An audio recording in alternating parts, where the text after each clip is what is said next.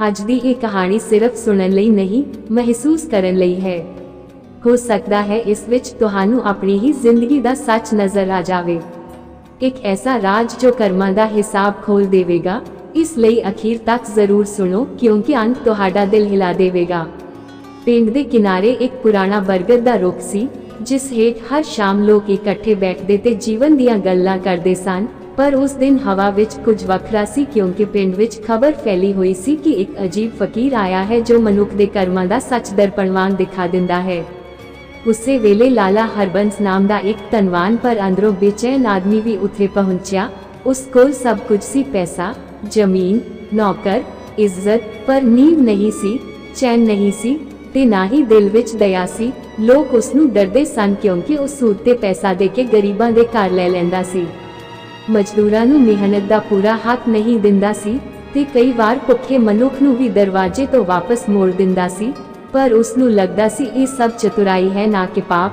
ਜਦ ਉਹ ਬਰਗਦ ਹੇਠ ਬੈਠੇ ਫਕੀਰ ਕੋਲ ਗਿਆ ਤਾਂ ਫਕੀਰ ਨੇ ਉਸ ਵੱਲ ਵੇਖ ਕੇ ਮੁਸਕਰਾ ਦਿੱਤਾ ਤੇ ਬਿਨਾਂ ਪੁੱਛੇ ਕਹਿ ਦਿੱਤਾ, ਧਨ ਇਕੱਠਾ ਕਰ ਲਿਆ ਪਰ ਮਨ ਖਾਲੀ ਛੱਡ ਦਿੱਤਾ। ਇਹ ਸੁਣ ਕੇ ਹਰਬੰਸ ਘਬਰਾ ਗਿਆ, ਕਿਉਂਕਿ ਇਹ ਗੱਲ ਉਹਨੇ ਕਿਸੇ ਨੂੰ ਨਹੀਂ ਦੱਸੀ ਸੀ। ਉਸਨੇ ਪੁੱਛਿਆ, ਬਾਬਾ ਜੀ ਦੱਸੋ, ਮੇਰੀ ਬੇਚੈਨੀ ਦਾ ਕਾਰਨ ਕੀ ਹੈ? ਫਕੀਰ ਨੇ ਹੌਲੀ ਆਵਾਜ਼ ਵਿੱਚ ਕਿਹਾ, ਕਰਮਾਂ ਦਾ ਬੋਝ ਜਦ ਰੂਹ ਤੇ ਚੜਦਾ ਹੈ ਤਾਂ ਨੀਂਦ ਭੱਜ ਜਾਂਦੀ ਹੈ। ਲੋਕ ਕਹਿੰਦੇ ਸਨ ਕਿ ਉਹ ਫਕੀਰ ਮਹਾਨ ਗੁਰਮਤਿ ਦੀ ਰਾਹ ਦੱਸਣ ਵਾਲਿਆਂ ਦੀ ਬਾਣੀ ਤੋਂ ਪ੍ਰੇਰਿਤ ਸੀ ਅਤੇ ਮਨੁੱਖ ਨੂੰ ਸੱਚ ਦਾ ਰਸਤਾ ਦਿਖਾਉਂਦਾ ਸੀ। ਉਸਨੇ ਕਿਹਾ ਕਿ ਪੁਰਾਣੀਆਂ ਕਥਾਵਾਂ ਵਿੱਚ ਆਉਂਦਾ ਹੈ ਕਿ ਜਿਹੜਾ ਮਨੁੱਖ ਦੂਜਿਆਂ ਦਾ ਹੱਕ ਖਾਂਦਾ ਹੈ, ਭੁੱਖੇ ਨੂੰ ਰੋਟੀ ਨਹੀਂ ਦਿੰਦਾ, ਬੇਸਹਾਰਿਆਂ ਨੂੰ ਤੰਗ ਕਰਦਾ ਹੈ, ਜਾਨਵਰਾਂ ਨਾਲ ਜ਼ੁਲਮ ਕਰਦਾ ਹੈ ਜਾਂ ਆਪਣੇ ਅਹੰਕਾਰ ਵਿੱਚ ਡੁੱਬ ਕੇ ਦਇਆ ਨੂੰ ਭੁੱਲ ਜਾਂਦਾ ਹੈ, ਉਹ ਆਪਣੀ ਆਤਮਾ ਨੂੰ ਹੌਲੀ-ਹੌਲੀ ਹਨੇਰੇ ਵਿੱਚ ਧੱਕ ਦਿੰਦਾ ਹੈ। ਤੇ ਕੁਝ ਧਾਰਮਿਕ ਮੰਨਤਾਂ ਅਨੁਸਾਰ ਅਜਿਹੀ ਰੂਹ ਨੂੰ ਅਗਲੇ ਜਨਮ ਵਿੱਚ ਉਹ ਜੀਵ ਬਣਨਾ ਪੈਂਦਾ ਹੈ ਜਿਸ ਨੂੰ ਮਨੁੱਖ ਤਰਸ ਨਾਲ ਵੇਖਦਾ ਹੈ। ਕਈ ਕਥਾਵਾਂ ਵਿੱਚ ਕਿਹਾ ਗਿਆ ਕਿ ਜੇ ਕੋਈ ਮਨੁੱਖ ਘਰ ਦੇ ਬਾਹਰ ਆਏ ਭੁੱਖੇ ਕੁੱਤੇ ਨੂੰ ਲੱਤ ਮਾਰ ਕੇ ਭਜਾਉਂਦਾ ਹੈ, ਮਾਂ-ਬਾਪ ਦੀ ਸੇਵਾ ਨਹੀਂ ਕਰਦਾ, ਸੱਚ ਦੀ ਥਾਂ ਝੂਠ ਨਾਲ ਲੋਕਾਂ ਨੂੰ ਠੱਗਦਾ ਹੈ ਜਾਂ ਆਪਣੀ ਤਾਕਤ ਨਾਲ ਕਮਜ਼ੋਰਾਂ ਨੂੰ ਰੁਲਾਉਂਦਾ ਹੈ, ਤਾਂ ਉਹਨੂੰ ਉਹੀ ਦਰਦ ਸਮਝਣ ਲਈ ਨੀਵਾਂ ਜਨਮ ਮਿਲ ਸਕਦਾ ਹੈ। ਹਰਬੰਸ ਹੱਸ ਪਿਆ ਤੇ ਕਿਹਾ, ਬਾਬਾ ਜੀ ਇਹ ਤਾਂ ਡਰਾਉਣੀਆਂ ਗੱਲਾਂ ਨੇ। ਫਕੀਰ ਨੇ ਮਿੱਟੀ ਦੀ ਮੁੱਠੀ ਚੁੱਕ ਕੇ ਕਿਹਾ, ਡਰ ਨਹੀਂ, ਇਹ ਯਾਦ ਦਿਵਾਉਣ ਵਾਲੀ ਗੱਲ ਹੈ ਕਿ ਹਰ ਕਰਮ ਦਾ ਪਰਛਾਵਾਂ ਹੁੰਦਾ ਹੈ। ਉਸ ਰਾਤ ਹਰਬੰਸ ਘਰ ਗਿਆ ਤਾਂ ਉਸ ਨੂੰ ਸੁਪਨਾ ਆਇਆ ਕਿ ਉਹ ਇਕੱਲਾ ਰਸਤੇ ਵਿੱਚ ਭਟਕ ਰਿਹਾ ਹੈ, ਮੀਂਹ ਪੈ ਰਿਹਾ ਹੈ, ਲੋਕ ਦਰਵਾਜ਼ੇ ਬੰਦ ਕਰ ਰਹੇ ਹਨ ਤੇ ਉਹ ਭੁੱਖ ਨਾਲ ਤੜਫ ਰਿਹਾ ਹੈ। ਜਦ ਉਸਨੇ ਆਪਣੇ ਹੱਥ ਵੇਖੇ ਤਾਂ ਉਹ ਮਨੁੱਖ ਦੇ ਨਹੀਂ ਸਗੋਂ ਕੁੱਤੇ ਦੇ ਪੰਜੇ ਸਨ। ਉਹ ਡਰ ਕੇ ਜਾਗ ਪਿਆ, ਦਿਲ ਜ਼ੋਰ ਨਾਲ ਧੜਕ ਰਿਹਾ ਸੀ। ਸਵੇਰੇ ਉਸਨੇ ਪਹਿਲੀ ਵਾਰ ਆਪਣੇ ਦਰਵਾਜ਼ੇ ਤੇ ਆਏ ਭਿਖਾਰੀ ਨੂੰ ਰੋਟੀ ਦਿੱਤੀ, ਪਰ ਦਿਲ ਵਿੱਚ ਅਜੇ ਵੀ ਸੰਦੇਹ ਸੀ ਕਿ ਸੱਚਮੁੱਚ ਕਰਮ ਜਨਮ ਬਦਲ ਸਕਦੇ ਹਨ। ਕੁਝ ਦਿਨਾਂ ਬਾਅਦ ਪਿੰਡ ਵਿੱਚ ਇੱਕ ਬੁੱਢੀ ਮਾਈ ਆਈ ਜਿਸ ਦਾ ਘਰ ਉਸਨੇ ਕਰਜ਼ੇ ਦੇ ਕਾਰਨ ਲੈ ਲਿਆ ਸੀ। ਉਹ ਰੋਂਦੀ ਹੋਈ ਬੋਲੀ, ਲਾਲਾ ਜੀ ਮੇਰੇ ਪੁੱਤਰ ਬਿਮਾਰ ਨੇ, ਘਰ ਵਾਪਸ ਦੇ ਦਿਓ। ਪਰ ਉਹ ਫਿਰ ਵੀ ਕਠੋਰ ਬਣਿਆ ਰਿਹਾ। ਉਸੇ ਰਾਤ ਉਸਨੂੰ ਫਿਰ ਸੁਪਨਾ ਆਇਆ ਕਿ ਉਹ ਕੁੱਤਾ ਬਣ ਕੇ ਉਸੇ ਮਾਈ ਦੇ ਘਰ ਦੇ ਬਾਹਰ ਬੈਠਾ ਹੈ ਤੇ ਅੰਦਰੋਂ ਰੋਟੀ ਦੀ ਖੁਸ਼ਬੂ ਆ ਰਹੀ ਹੈ, ਪਰ ਕੋਈ ਉਸਨੂੰ ਅੰਦਰ ਨਹੀਂ ਆਉਣ ਦਿੰਦਾ। ਉਹ ਸਮਝ ਨਹੀਂ ਪਾ ਰਿਹਾ ਸੀ ਕਿ ਇਹ ਸਿਰਫ ਸੁਪਨੇ ਹਨ ਜਾਂ ਰੂਹ ਦੀ ਚੇਤਾਵਨੀ। ਅਗਲੇ ਦਿਨ ਉਹ ਫਕੀਰ ਨੂੰ ਲੱਭਣ ਗਿਆ, ਪਰ ਬਰਗਦ ਹੇਠ ਕੋਈ ਨਹੀਂ ਸੀ। ਸਿਰਫ ਇੱਕ ਬਜ਼ੁਰਗ ਨੇ ਕਿਹਾ, ਉਹ ਤਾਂ ਚਲੇ ਗਏ, ਪਰ ਕਹੇ ਗਏ ਕਿ ਸੱਚ ਖੁਦ ਲੱਭਣਾ ਪੈਂਦਾ ਹੈ। ਹਰਬੰਸ ਦੀ ਬੇਚੈਨੀ ਵੱਧ ਗਈ। ਉਹ ਪਿੰਡ ਦੇ ਗੁਰਦੁਆਰੇ ਗਿਆ ਜਿੱਥੇ ਕੀਰਤਨ ਚੱਲ ਰਿਹਾ ਸੀ ਤੇ ਸ਼ਬਦ ਵਿੱਚ ਦਇਆ, ਸੇਵਾ ਤੇ ਨਾਮ ਦੀ ਗੱਲ ਹੋ ਰਹੀ ਸੀ। ਉੱਥੇ ਬੈਠ ਕੇ ਉਸ ਨੂੰ ਅਹਿਸਾਸ ਹੋਇਆ ਕਿ ਜਿੰਨਾ ਧਨ ਉਸਨੇ ਜੋੜਿਆ ਉਹ ਕਿਸੇ ਦੇ ਅੰਸੂਆਂ ਨਾਲ ਭਿੱਜਿਆ ਹੋਇਆ ਹੈ। ਉਸਨੇ ਯਾਦ ਕੀਤਾ ਕਿਵੇਂ ਇੱਕ ਮਜ਼ਦੂਰ ਦੀ ਧੀ ਦੀ ਸ਼ਾਦੀ ਲਈ ਮੰਗੇ ਪੈਸੇ ਉਹਨੇ ਵਾਪਸ ਨਹੀਂ ਕੀਤੇ ਸਨ, ਕਿਵੇਂ ਇੱਕ ਬੁੱਢੇ ਨੇ ਉਸਦੇ ਦਰਵਾਜ਼ੇ ਤੇ ਰੋਟੀ ਮੰਗੀ ਸੀ ਤੇ ਉਹਨੇ ਕੁੱਤੇ ਛੱਡ ਦਿੱਤੇ ਸਨ। ਹੁਣ ਉਸਦੇ ਅੰਦਰ ਪਛਤਾਵਾ ਜਾਗਣ ਲੱਗਾ। ਪੁਰਾਣੀਆਂ ਕਥਾਵਾਂ ਵਿੱਚ ਆਉਂਦਾ ਹੈ ਕਿ ਜਦ ਮਨੁੱਖ ਆਪਣੀ ਗਲਤੀ ਮੰਨ ਲੈਂਦਾ ਹੈ ਤਾਂ ਕਰਮਾਂ ਦੀ ਦਿਸ਼ਾ ਬਦਲਣ ਲੱਗਦੀ ਹੈ, ਪਰ ਅਹੰਕਾਰ ਆਸਾਨੀ ਨਾਲ ਨਹੀਂ ਟੁੱਟਦਾ। ਇੱਕ ਦਿਨ ਉਹ ਆਪਣੇ ਖੇਤਾਂ ਵੱਲ ਗਿਆ ਤਾਂ ਉਸਨੇ ਵੇਖਿਆ ਕਿ ਇੱਕ ਛੋਟਾ ਕੁੱਤਾ ਜ਼ਖਮੀ ਪਿਆ ਹੈ ਤੇ ਮਜ਼ਦੂਰ ਉਸ ਨੂੰ ਭਜਾ ਰਹੇ ਹਨ। ਪਹਿਲਾਂ ਵਾਂਗ ਉਹ ਵੀ ਚੁੱਪ ਰਹਿ ਸਕਦਾ ਸੀ, ਪਰ ਨਾ ਜਾਣੇ ਕਿਉਂ ਉਸਦਾ ਦਿਲ ਕੰਬ ਗਿਆ। ਉਸਨੇ ਆਪਣੇ ਹੱਥਾਂ ਨਾਲ ਉਸ ਨੂੰ ਚੁੱਕਿਆ, ਪਾਣੀ ਪਿਲਾਇਆ ਤੇ ਪਹਿਲੀ ਵਾਰ ਉਸਦੀ ਅੱਖਾਂ ਵਿੱਚ ਡਰ ਦੀ ਥਾਂ ਸ਼ੁਕਰਾਨਾ ਵੇਖਿਆ। ਉਸ ਪਲ ਉਸ ਨੂੰ ਲੱਗਿਆ ਜਿਵੇਂ ਕੋਈ ਅੰਦਰੋਂ ਕਹਿ ਰਿਹਾ ਹੋਵੇ ਕਿ ਜਿਸ ਦਰਦ ਨੂੰ ਤੂੰ ਸਮਝ ਲੈਂਦਾ ਹੈ, ਉਸ ਤੋਂ ਮੁਕਤੀ ਦੀ ਰਾਹ ਸ਼ੁਰੂ ਹੁੰਦੀ ਹੈ। ਹੌਲੀ-ਹੌਲੀ ਉਸਨੇ ਲੋਕਾਂ ਦੇ ਕਰਜ਼ੇ ਮਾਫ ਕਰਨੇ ਸ਼ੁਰੂ ਕੀਤੇ, ਪਰ ਮਨ ਦਾ ਭਾਰ ਅਜੇ ਵੀ ਘੱਟ ਨਹੀਂ ਹੋਇਆ ਸੀ। ਉਹ ਮੁੜ ਉਸ ਬਰਗਦ ਹੇਠ ਗਿਆ ਤੇ ਰੋ ਪਿਆ, ਜੇ ਮੇਰੇ ਕਰਮ ਮੈਨੂੰ ਨੀਵਾਂ ਜਨਮ ਦੇਣਗੇ ਤਾਂ ਮੈਂ ਕੀ ਕਰਾਂ। ਹਵਾ ਵਿੱਚੋਂ ਆਵਾਜ਼ ਵਰਗੀ ਮਹਿਸੂਸ ਹੋਈ, ਜਨਮ ਸਜ਼ਾ ਨਹੀਂ, ਸਿੱਖਿਆ ਹੁੰਦਾ ਹੈ। ਉਸਨੇ ਸੋਚਿਆ ਕਿ ਜੇ ਮਨੁੱਖ ਕੁੱਤੇ ਵਾਂਗ ਭੁੱਖ, ਤੜਫ ਤੇ ਤਿਆਗ ਮਹਿਸੂਸ ਕਰੇ ਤਾਂ ਸ਼ਾਇਦ ਉਹ ਦਇਆ ਸਿੱਖ ਲੈਂਦਾ ਹੈ। ਉਸਨੇ ਆਪਣੇ ਘਰ ਦੇ ਬਾਹਰ ਹਰ ਰੋਜ਼ ਪਹਿਲੀ ਰੋਟੀ ਰੱਖਣੀ ਸ਼ੁਰੂ ਕਰ ਦਿੱਤੀ। ਗਰੀਬਾਂ ਲਈ ਲੰਗਰ ਲਗਾਇਆ, ਮਜ਼ਦੂਰਾਂ ਨੂੰ ਪੂਰੀ ਮਜ਼ਦੂਰੀ ਦਿੱਤੀ, ਪਰ ਪਿੰਡ ਵਾਲੇ ਹੈਰਾਨ ਸਨ ਕਿ ਇਹ ਉਹੀ ਕਠੋਰ ਲਾਲਾ ਹੈ ਜਾਂ ਕੋਈ ਹੋਰ। ਇੱਕ ਸ਼ਾਮ ਉਹੀ ਜ਼ਖਮੀ ਕੁੱਤਾ ਵੱਡਾ ਹੋ ਕੇ ਉਸਦੇ ਨਾਲ ਚੱਲ ਰਿਹਾ ਸੀ, ਜਿਵੇਂ ਰਾਖਾ ਬਣ ਗਿਆ ਹੋਵੇ। ਲੋਕ ਕਹਿੰਦੇ ਸਨ ਕਿ ਜਾਨਵਰ ਮਨੁੱਖ ਦਾ ਦਿਲ ਪਛਾਣ ਲੈਂਦੇ ਹਨ। ਉਸ ਰਾਤ ਉਸਨੂੰ ਫਿਰ ਸੁਪਨਾ ਆਇਆ, ਪਰ ਇਸ ਵਾਰ ਉਹ ਕੁੱਤਾ ਨਹੀਂ ਸੀ, ਉਹ ਮਨੁੱਖ ਸੀ ਜੋ ਭੁੱਖੇ ਕੁੱਤੇ ਨੂੰ ਰੋਟੀ ਦੇ ਰਿਹਾ ਸੀ ਤੇ ਦੂਰ ਖੜਾ ਫਕੀਰ ਮੁਸਕਰਾ ਰਿਹਾ ਸੀ। ਪਰ ਜਦ ਉਹ ਨੇੜੇ ਗਿਆ ਤਾਂ ਫਕੀਰ ਨੇ ਕਿਹਾ, ਅਜੇ ਰਾਹ ਮੁੱਕੀ ਨਹੀਂ ਹਰਬੰਸ, ਕਰਮਾਂ ਦੀ ਕਿਤਾਬ ਲੰਮੀ ਹੁੰਦੀ ਹੈ। ਸਵੇਰੇ ਉੱਠ ਕੇ ਉਸਨੇ ਫੈਸਲਾ ਕੀਤਾ ਕਿ ਉਹ ਉਸ ਬੁੱਢੀ ਮਾਈ ਦਾ ਘਰ ਵਾਪਸ ਕਰੇਗਾ। ਜਦ ਉਹ ਉਸਦੇ ਪਿੰਡ ਪਹੁੰਚਿਆ ਤਾਂ ਲੋਕਾਂ ਨੇ ਦੱਸਿਆ ਕਿ ਮਾਈ ਕਈ ਦਿਨਾਂ ਤੋਂ ਬਿਮਾਰ ਹੈ ਤੇ ਉਸਦਾ ਪੁੱਤਰ ਸ਼ਹਿਰ ਗਿਆ ਹੋਇਆ ਹੈ। ਉਹ ਘਰ ਵਿੱਚ ਦਾਖਲ ਹੋਇਆ ਤਾਂ ਮਾਈ ਨੇ ਕਮਜ਼ੋਰ ਆਵਾਜ਼ ਵਿੱਚ ਕਿਹਾ, ਤੂੰ ਆ ਗਿਆ। ਤੇ ਉਸ ਪਲ ਉਸਦਾ ਦਿਲ ਟੁੱਟ ਗਿਆ, ਕਿਉਂਕਿ ਉਸਨੂੰ ਸਮਝ ਆ ਗਿਆ ਕਿ ਜਿਨ੍ਹਾਂ ਨੂੰ ਉਹ ਕਮਜ਼ੋਰ ਸਮਝਦਾ ਸੀ ਉਹੀ ਉਸਦੀ ਪਰਖ ਸਨ। ਉਸਨੇ ਘਰ ਦੀ ਚਾਬੀ ਉਸਦੇ ਹੱਥ ਵਿੱਚ ਰੱਖੀ ਤੇ ਮਾਫੀ ਮੰਗੀ। ਮਾਈ ਦੀਆਂ ਅੱਖਾਂ ਵਿੱਚ ਅੰਸੂ ਆ ਗਏ ਤੇ ਉਸਨੇ ਦੁਆ ਦਿੱਤੀ। ਕਹਿੰਦੇ ਹਨ, ਸੱਚੀ ਦੁਆ ਰੂਹ ਦੇ ਜ਼ਖਮ ਭਰ ਦਿੰਦੀ ਹੈ। ਪਰ ਜਦ ਹਰਬੰਸ ਵਾਪਸ ਮੁੜ ਰਿਹਾ ਸੀ ਤਾਂ ਰਸਤੇ ਵਿੱਚ ਉਸਨੇ ਇੱਕ ਅਜੀਬ ਦ੍ਰਿਸ਼ ਵੇਖਿਆ। ਉਹੀ ਫਕੀਰ ਦੂਰ ਖੜਾ ਸੀ, ਧੁੱਪ ਵਿੱਚ ਚਮਕਦਾ ਹੋਇਆ, ਤੇ ਉਸਨੇ ਹੱਥ ਚੁੱਕ ਕੇ ਇਸ਼ਾਰਾ ਕੀਤਾ, ਜਿਵੇਂ ਕਹਿ ਰਿਹਾ ਹੋਵੇ ਕਿ ਅਸਲ ਪਰਖ ਹੁਣ ਸ਼ੁਰੂ ਹੋਵੇਗੀ। ਹਰਬੰਸ ਨੇ ਦੌੜ ਕੇ ਉਸਨੂੰ ਆਵਾਜ਼ ਮਾਰੀ, ਪਰ ਅਗਲੇ ਹੀ ਪਲ ਉਹ ਗਾਇਬ ਸੀ। ਸਿਰਫ ਹਵਾ ਚੱਲ ਰਹੀ ਸੀ ਤੇ ਬਰਗਦ ਦੇ ਪੱਤੇ ਖੜਖੜਾ ਰਹੇ ਸਨ। ਉਸ ਰਾਤ ਪਿੰਡ ਵਿੱਚ ਇੱਕ ਹੋਰ ਘਟਨਾ ਹੋਈ ਜਿਸ ਨੇ ਹਰਬੰਸ ਦੀ ਜ਼ਿੰਦਗੀ ਦਾ ਰੁਖ ਸਦਾ ਲਈ ਬਦਲਣਾ ਸੀ, ਕਿਉਂਕਿ ਅੱਧੀ ਰਾਤ ਨੂੰ ਉਸਦੇ ਦਰਵਾਜ਼ੇ ਤੇ ਕਿਸੇ ਨੇ ਜ਼ੋਰ ਨਾਲ ਖੜਕਾਇਆ। ਬਾਹਰ ਨਿਕਲਿਆ ਤਾਂ ਮੀਂਹ ਵਿੱਚ ਇੱਕ ਅਣਜਾਣ ਆਦਮੀ ਖੜਾ ਸੀ, ਜਿਸ ਦੇ ਨਾਲ 3 ਭੁੱਖੇ ਕੁੱਤੇ ਸਨ ਤੇ ਉਸਨੇ ਕਿਹਾ, ਲਾਲਾ ਜੀ, ਅੱਜ ਫੈਸਲਾ ਹੋਵੇਗਾ ਕਿ ਕਰਮ ਮਨੁੱਖ ਨੂੰ ਕੀ ਬਣਾਉਂਦੇ ਹਨ। ਅਤੇ ਉੱਥੋਂ ਅੱਗੇ ਜੋ ਹੋਇਆ ਉਸਨੇ ਨਾ ਸਿਰਫ ਹਰਬੰਸ ਦੀ ਸੋਚ ਬਦਲਣੀ ਸੀ, ਸਗੋਂ ਪੂਰੇ ਪਿੰਡ ਨੂੰ ਹਿਲਾ ਦੇਣਾ ਸੀ। ਮੀਂਹ ਦੀਆਂ ਬੂੰਦਾਂ ਉਸ ਅਣਜਾਣ ਆਦਮੀ ਦੇ ਮੋਢਿਆਂ ਤੋਂ ਲੁੜਕ ਰਹੀਆਂ ਸਨ ਤੇ 3 ਕੁੱਤੇ ਉਸਦੇ ਪੈਰਾਂ ਕੋਲ ਚੁੱਪਚਾਪ ਬੈਠੇ ਸਨ, ਜਿਵੇਂ ਉਹ ਸਿਰਫ ਜਾਨਵਰ ਨਾ ਹੋਣ ਸਗੋਂ ਕਿਸੇ ਡੂੰਘੇ ਰਾਜ ਦੇ ਗਵਾਹ ਹੋਣ। ਹਰਬੰਸ ਦੇ ਦਿਲ ਵਿੱਚ ਅਜਿਹਾ ਡਰ ਜਾਗਿਆ ਜੋ ਉਸਨੇ ਪਹਿਲਾਂ ਕਦੇ ਮਹਿਸੂਸ ਨਹੀਂ ਕੀਤਾ ਸੀ। ਉਸਨੇ ਪੁੱਛਿਆ, ਤੂੰ ਕੌਣ ਹੈ ਤੇ ਇਸ ਵੇਲੇ ਕੀ ਚਾਹੁੰਦਾ ਹੈ? ਉਹ ਆਦਮੀ ਹੌਲੀ ਹੱਸਿਆ ਤੇ ਕਿਹਾ, ਮੈਂ ਕੁਝ ਲੈਣ ਨਹੀਂ ਆਇਆ, ਸਿਰਫ ਯਾਦ ਦਿਵਾਉਣ ਆਇਆ ਹਾਂ ਕਿ ਕਰਮ ਦਰਵਾਜ਼ਾ ਖੜਕਾ ਕੇ ਹੀ ਅੰਦਰ ਆਉਂਦੇ ਹਨ। ਇਹ ਕਹਿ ਕੇ ਉਹ ਅੰਦਰ ਵੱਲ ਵਧਿਆ ਤੇ ਹਰਬੰਸ ਬਿਨਾਂ ਸੋਚੇ ਉਸਨੂੰ ਰੋਕ ਨਾ ਸਕਿਆ। ਘਰ ਦੇ ਆਂਗਣ ਵਿੱਚ ਪਾਣੀ ਟਪਕ ਰਿਹਾ ਸੀ, ਚਿਰਾਗ ਦੀ ਲੋ ਹਿਲ ਰਹੀ ਸੀ ਤੇ ਉਹ 3 ਕੁੱਤੇ ਸਿੱਧੇ ਉਸ ਥਾਂ ਜਾ ਬੈਠੇ ਜਿੱਥੇ ਹਰਬੰਸ ਪਹਿਲਾਂ ਗਰੀਬਾਂ ਨੂੰ ਖੜਾ ਕਰਕੇ ਡਾਂਟਦਾ ਸੀ। ਅਣਜਾਣ ਆਦਮੀ ਨੇ ਪੁੱਛਿਆ, ਕੀ ਤੈਨੂੰ ਯਾਦ ਹੈ ਕਿੰਨੇ ਲੋਕ ਇੱਥੇ ਰੋਏ ਸਨ? ਹਰਬੰਸ ਦੇ ਹੋਠ ਸੁੱਕ ਗਏ, ਉਸਨੇ ਸਿਰ ਝੁਕਾ ਲਿਆ। ਉਹ ਆਦਮੀ ਬੋਲਾ, ਪੁਰਾਣੀਆਂ ਕਥਾਵਾਂ ਕਹਿੰਦੀਆਂ ਹਨ ਕਿ ਮਨੁੱਖ ਜਦ ਦੂਜੇ ਦੀ ਭੁੱਖ ਤੇ ਹੱਸਦਾ ਹੈ ਤਾਂ ਉਸਦੀ ਰੂਹ ਭੁੱਖ ਦਾ ਅਰਥ ਸਿੱਖਣ ਲਈ ਭਟਕਦੀ ਹੈ।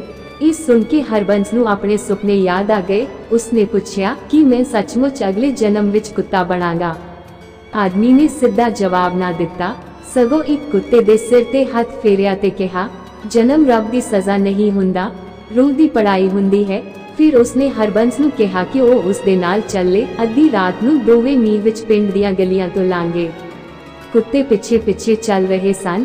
ਉਹ ਉਸਨੂੰ ਉਹਨਾਂ ਘਰਾਂ ਕੋਲ ਲੈ ਗਿਆ ਜਿੱਥੇ ਹਰਬੰਸ ਨੇ ਕਦੇ ਸੂਦ ਵਧਾ ਕੇ ਲੋਕਾਂ ਦੀ ਜ਼ਮੀਨ ਲੈ ਲਈ ਸੀ। ਇੱਕ ਘਰ ਦੇ ਬਾਹਰ ਰੁਕ ਕੇ ਕਿਹਾ, ਇੱਥੇ ਇੱਕ ਬੱਚਾ ਭੁੱਖ ਨਾਲ ਰੋਇਆ ਸੀ ਜਦ ਤੂੰ ਦਰਵਾਜ਼ਾ ਬੰਦ ਕੀਤਾ ਸੀ। ਹਰਬੰਸ ਦੀਆਂ ਅੱਖਾਂ ਭਰ ਆਈਆਂ।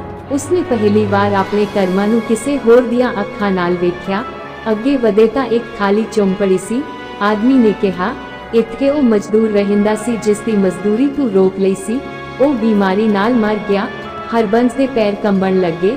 ਉਸਨੂੰ ਲੱਗਿਆ ਜਿਵੇਂ ਹਰ ਕੰਧ ਉਸਨੂੰ ਦੋਸ਼ ਦੇ ਰਹੀ ਹੋਵੇ। ਉਹ ਘੁਟਨਾਨ ਤੇ ਬੈਠ ਗਿਆ ਤੇ ਰੋ ਪਿਆ। ਪਰ ਆਦਮੀ ਨੇ ਕਿਹਾ, ਅੰਸੂ ਪੁਰਾਣਾ ਸਮਾਂ ਵਾਪਸ ਨਹੀਂ ਲਿਆਉਂਦੇ, ਪਰ ਨਵਾਂ ਰਸਤਾ ਖੋਲ ਸਕਦੇ ਹਨ। ਸਵੇਰ ਹੋਣ ਲੱਗੀ ਤਾਂ ਉਹ ਬਰਗਦ ਦੇ ਰੁੱਖ ਕੋਲ ਪਹੁੰਚੇ ਜਿੱਥੇ ਪਹਿਲਾਂ ਫਕੀਰ ਮਿਲਿਆ ਸੀ। ਉੱਥੇ ਹਵਾ ਵਿੱਚ ਅਜੀਬ ਸ਼ਾਂਤੀ ਸੀ। ਆਦਮੀ ਨੇ ਕਿਹਾ, ਇੱਥੋਂ ਤੂੰ ਇਕੱਲਾ ਜਾਵੇਂਗਾ? ਹਰਬੰਸ ਨੇ ਪੁੱਛਿਆ, ਕੀ ਤੂੰ ਉਹੀ ਫਕੀਰ ਹੈ?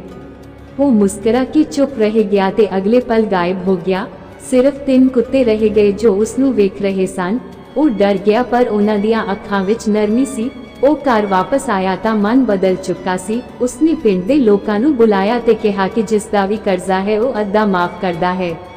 ਲੋਕ ਹੈਰਾਨ ਰਹਿ ਗਏ, ਕੁਝ ਨੇ ਯਕੀਨ ਨਾ ਕੀਤਾ, ਪਰ ਹੌਲੀ ਹੌਲੀ ਸੱਚ ਸਾਹਮਣੇ ਆ ਗਿਆ।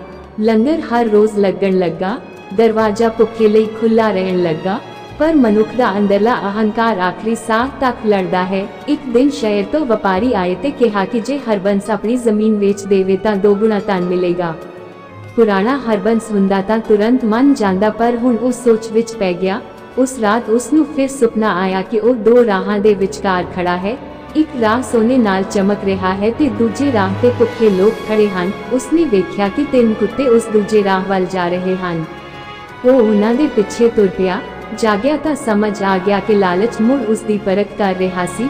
ਉਸਨੇ ਜ਼ਮੀਨ ਵੇਚਣ ਤੋਂ ਇਨਕਾਰ ਕਰ ਦਿੱਤਾ ਤੇ ਉਸ ਜ਼ਮੀਨ ਤੇ ਅਨਾਜ ਉਗਾ ਕੇ ਗਰੀਬਾਂ ਲਈ ਰੱਖ ਦਿੱਤਾ। ਪਿੰਡ ਵਿੱਚ ਉਸ ਦੀ ਇੱਜ਼ਤ ਵਧਣ ਲੱਗੀ, ਪਰ ਕੁਝ ਲੋਕ ਉਸ ਨੂੰ ਪਾਗਲ ਕਹਿੰਦੇ ਸਨ। ਕਹਿੰਦੇ ਕਿ ਇੰਨਾ ਧਨ ਛੱਡਣਾ ਮੂਰਖਤਾ ਹੈ। ਇੱਕ ਸ਼ਾਮ ਇੱਕ ਬੱਚਾ ਉਸ ਦੇ ਕੋਲ ਆਇਆ ਤੇ ਕਿਹਾ ਕਿ ਉਸ ਦੀ ਮਾਂ ਬਿਮਾਰ ਹੈ। ਹਰਬੰਸ ਖੁਦ ਦਵਾਈ ਲੈ ਕੇ ਗਿਆ। ਵਾਪਸੀ ਤੇ ਉਹੀ ਜ਼ਖਮੀ ਕੁੱਤਾ ਜੋ ਹੁਣ ਉਸ ਦਾ ਸਾਥੀ ਬਣ ਗਿਆ ਸੀ, ਉਸ ਦੇ ਨਾਲ ਚੱਲ ਰਿਹਾ ਸੀ। ਰਸਤੇ ਵਿੱਚ ਉਹ ਡੂੰਗੀ ਖੱਡ ਵਿੱਚ ਡਿੱਗਣ ਤੋਂ ਬਚ ਗਿਆ, ਕਿਉਂਕਿ ਕੁੱਤੇ ਨੇ ਉਸ ਦਾ ਕੱਪੜਾ ਫੜ ਕੇ ਰੋਕ ਲਿਆ। ਉਸ ਪਲ ਉਸ ਨੂੰ ਅਹਿਸਾਸ ਹੋਇਆ ਕਿ ਜਿਸ ਜੀਵ ਨੂੰ ਮਨੁੱਖ ਹੇਠਾਂ ਸਮਝਦਾ ਹੈ ਉਹ ਕਈ ਵਾਰ ਉਸ ਦੀ ਜਾਨ ਬਚਾ ਦਿੰਦਾ ਹੈ। ਉਸਨੇ ਅਸਮਾਨ ਵੱਲ ਵੇਖ ਕੇ ਧੰਨਵਾਦ ਕੀਤਾ।